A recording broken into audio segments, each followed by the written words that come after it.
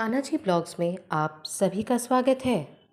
आज अजा एकादशी के दिन हम बात करेंगे हारे के सहारे बाबा श्याम के बारे में।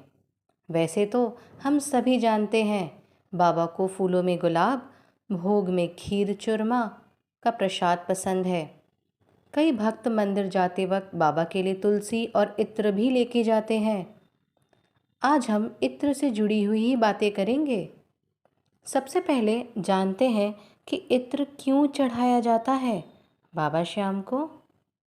पहला कारण यह है कि बाबा श्याम को पुष्प पसंद है और इत्र पुष्पों के खुशबू से ही बनता है। श्याम बाबा को भगवान श्री कृष्ण का कलयुगी अवतार माना गया है।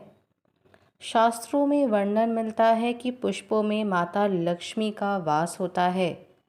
ऐसे में जब हम लक्ष्मी स्वरूपा इत्र भाव के साथ बाबा को अर्पण करेंगे तो बाबा श्याम तक हमारी अरदास अवश्य ही पहुँचेगी।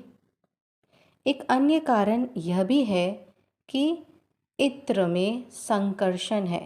जी हाँ, संकर्षण। इत्र खींचता है। तंत्र शास्त्र में बताया गया है कि इत्र में वशीकरण का प्रभाव होता है। इत्र से तीव्र वशीकरण भी किया जा सकता है।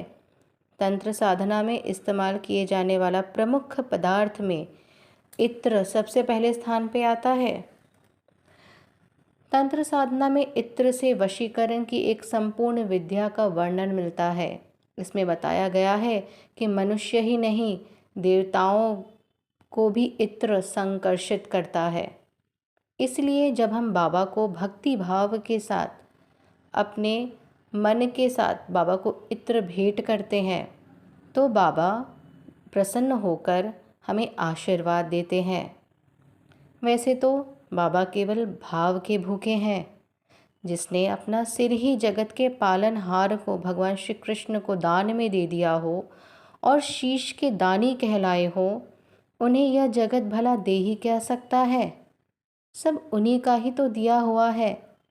लेकिन एक बार अपने भजन के प्रवाह में मशहूर संगीतकार, बाबा के अनन्य भक्त और भजन सम्राट कन्हैया मित्तल जी ने एक श्याम कीर्तन में हम सभी को बताया था कि हम जब भी मंदिर जाएं, बाबा के लिए इत्र ज़रूर लेकर जाएं।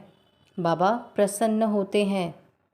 लेकिन अगर कोई काम नहीं बन रहा हो, किसी की शादी नहीं हो रही हो या कोई अन्य मुश्किल आन पड़ी हो तो इस विशेष परिस्थिति में हमें 3 इत्र की शीशी बाबा के मंदिर लेकर जानी है। 2 बाबा को भेंट करें और तीसरी शीशी का मुख खोलकर बाबा से अपने मन की बात कहें। शीशी बंद करके घर वापस ले आए। जब मुन्नत पूरी हो जाए तब वही तीसरी इत्र की शीशी बाबा को फिर से भेंट कर दीजिए। बहुत से लोगों ने उनके इस उपाय को अपनाकर बाबा के चमत्कार का खुद प्रत्यक्ष दर्शन किया है। आप भी कर सकते हैं। मंदिर के ही पुजारी से पूछने पर उन्होंने हमें इत्र से जुड़ी और भी बातें बतलाईं। उन्होंने बताया कि जब हम कभी मंदिर जाते हैं और मंदिर से ही बाबा का चढ़ा हुआ इत्र हमें प्रसादी स्वरूप, आशीर्वाद स्वरूप वापस मंदिर से मिलता है तो उस इत्र को हमें घर लाकर या तो खुद को या अपने परिवार के लोगों को ही प्रसाद स्वरूप देना चाहिए, क्योंकि यह बाबा का आशीर्वाद होता है। इस आशीर्वाद स्वरूप इत्र को लगाकर हमें किसी भी नकारात्मक वातावरण या नकारात्मक परिस्थिति में नहीं लगानी चाहिए।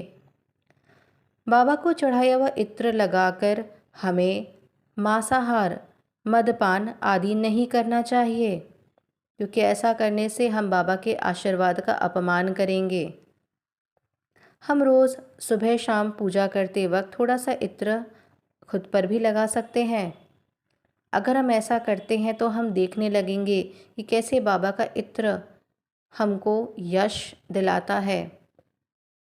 इत्र, बाबा का चढ़ा हुआ इत्र, प्रसादी स्वरूपा इत्र हमारे व्यक्तित्व को निखारता है, समाज में कीर्ति दिलाता है। आगे मंदिर के पुजारी ने इत्र के इस्तेमाल के बारे में हमें यह भी बताया कि अगर घर पर हमने बाबा की मूर्ति रखी है तो मूर्ति के पोशाक पर, और अगर हमने फ़ोटो रखा है बाबा का तो पुष्प और पुष्प के सजावट पर हमें इत्र के कुछ बूंदें डालकर बाबा को प्रसन्न करना चाहिए। लेकिन कभी भी बाबा के भोग या फिर ज्योत में भूलकर भी इत्र नहीं डालनी चाहिए।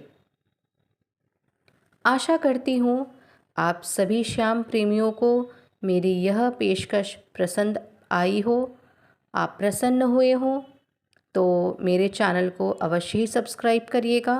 कान्हा जी ब्लॉग्स को सब्सक्राइब करके आप मुझे और प्रेरित करेंगे ऐसे और वीडियोस बनाने के लिए। तो चलिए मिलकर एक बार जयकारा लगाते हैं। हारे के सहारे बाबा श्याम हमारे की जय, तीन बाणधारी की जय।